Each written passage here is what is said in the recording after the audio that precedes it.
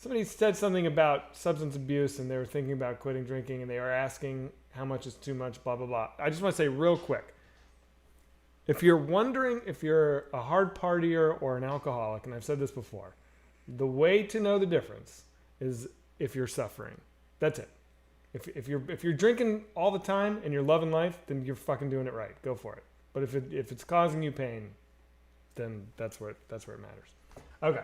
You don't think that there's people who are not.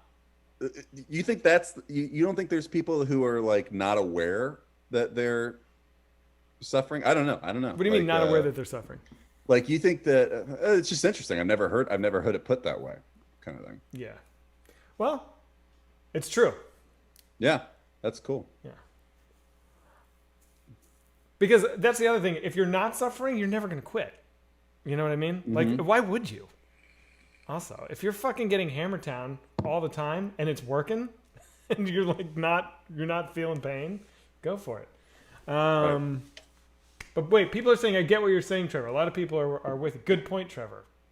I didn't even know I made a point. I didn't either, so I'm wondering if I missed it.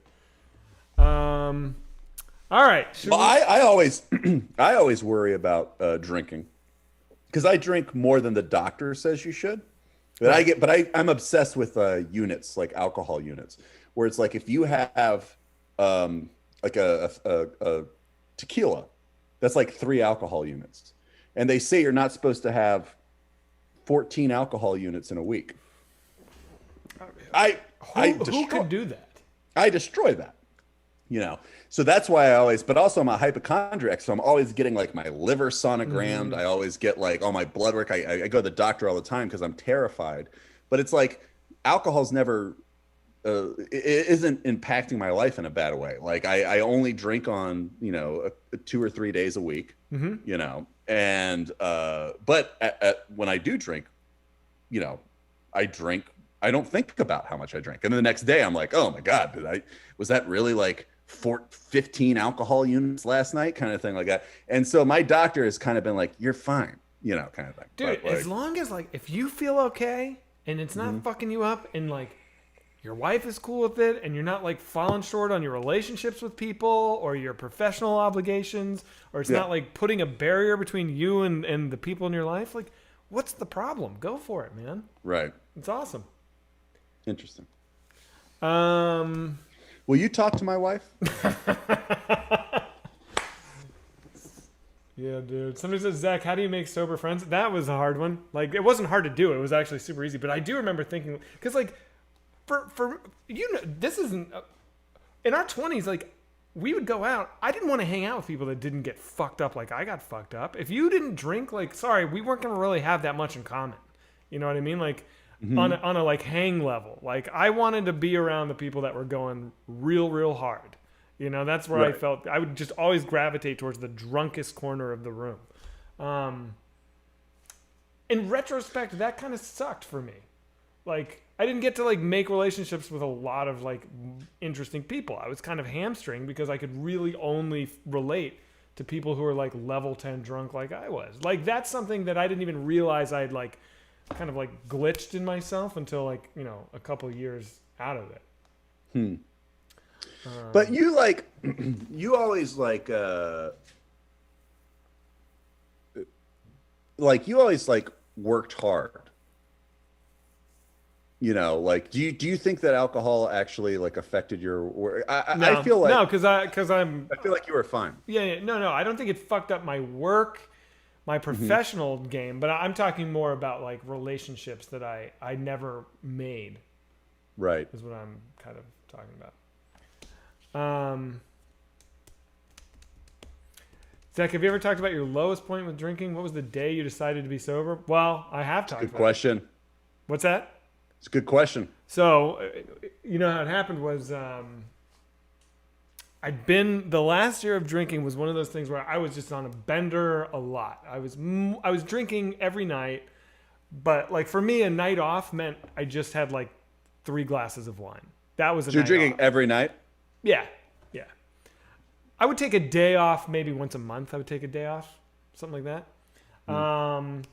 And I remember it was getting very common where I'd be like, I'd been drinking hard for like 4 days straight. I remember I'd like be in the shower, and if I went real hard for like 4 days in a row, I started to get real depressed. Like I would get anxiety, dark thoughts. And I remember at one point I was in the shower and I was like, fuck, like I've got to take a night off. I've got to loosen up. But Ryan's party is tonight, and I know I can't not drink. Like, well, once I have 2, I'm having 15. You know what I mean? Right. And I just felt trapped. I was like, I can't, like, I have to drink at the party. I guess I could not go to the party, but that sucks. Just feeling like I didn't have a choice in it. Anyway, so I went to a wedding with my now wife, and the short story. The next morning, I decided I was gonna like break up with Sarah, and so I said something really awful, something like pretty like irreparable to her in bed the next. Like, were you trying to get her to break up with you? I was trying to instigate a breakup.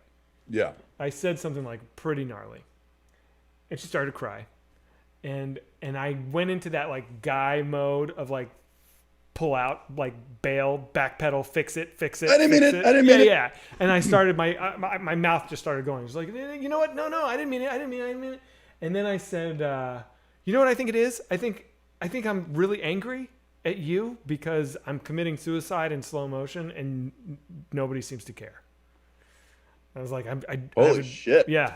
And I realized as I said it, I was like, that I was telling the truth. And that, like, I was angry for that reason. And I was committing suicide in slow motion. And my dad had just died of cirrhosis, like, the month before, you know? And I was just like, I'm following the path, like, exactly like that.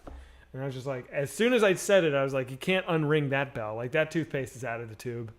And I was like, I'm an alcoholic. And I was like, I need to stop drinking. And she's the best. And she was like, okay. She, like, got up and, like, poured our tequila down the sink and, like, had my back, and I never drank again. That was 5 and that's awesome. Almost 6 years ago. Yeah. So cool. Yeah, it was good. I mean, like that's great. I mean, that's thanks, like, man. Yeah. Like, was it hard because she still drinks, right? Mm-hmm.